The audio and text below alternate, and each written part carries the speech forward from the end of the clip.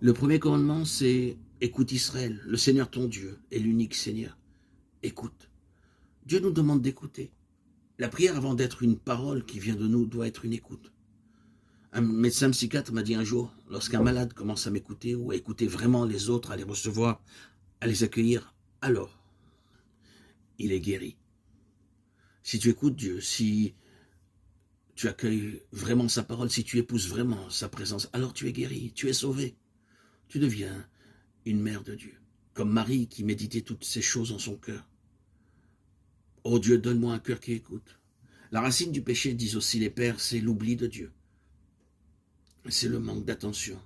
Écoute, sois attentif. Dieu est là.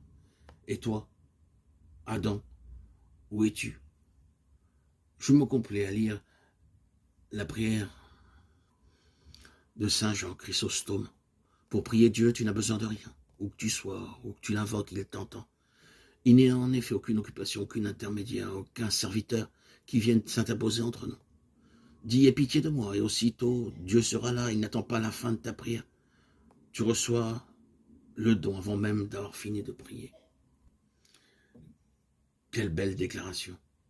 On demanda un jour à l'abbé Agathon, de toutes les pratiques, quelle est celle qui demande le plus de travail?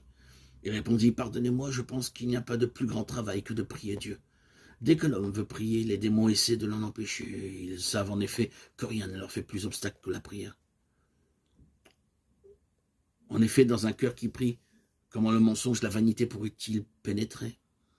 La haine n'a plus de chemin pour entrer dans le monde et semer la guerre et la discorde. Si nous avons vendu tous nos biens, c'est pour acheter une perle précieuse. Si nous ne sommes pas mariés, si nous avons renoncé à nos richesses et à notre volonté propre, c'est pour acquérir la prière perpétuelle. Si nous sommes libérés de tout souci du monde, c'est pour pouvoir prier Dieu avec un cœur pur. Aussi, la prière doit-elle être la seule occupation du moine?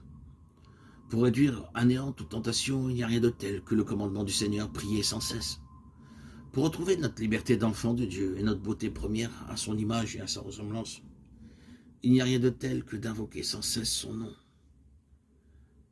Quoi que vous fassiez, à l'église, dans votre cellule ou à votre travail, faites tout pour la gloire de Dieu, c'est-à-dire avec un cœur qui l'aime et qui le prie. Ferme ta porte et prie le Père dans le secret. Ferme la bouche. Souviens-toi de Jésus-Christ présent dans ton cœur. Souviens-toi de son esprit. Et que l'amour t'apprenne à prier en vérité. Abba, Père. Si tu savais le don de Dieu qui est celui qui vient et qui veut prier en toi, il faut d'abord habituer ton corps à tes lèvres à la prière.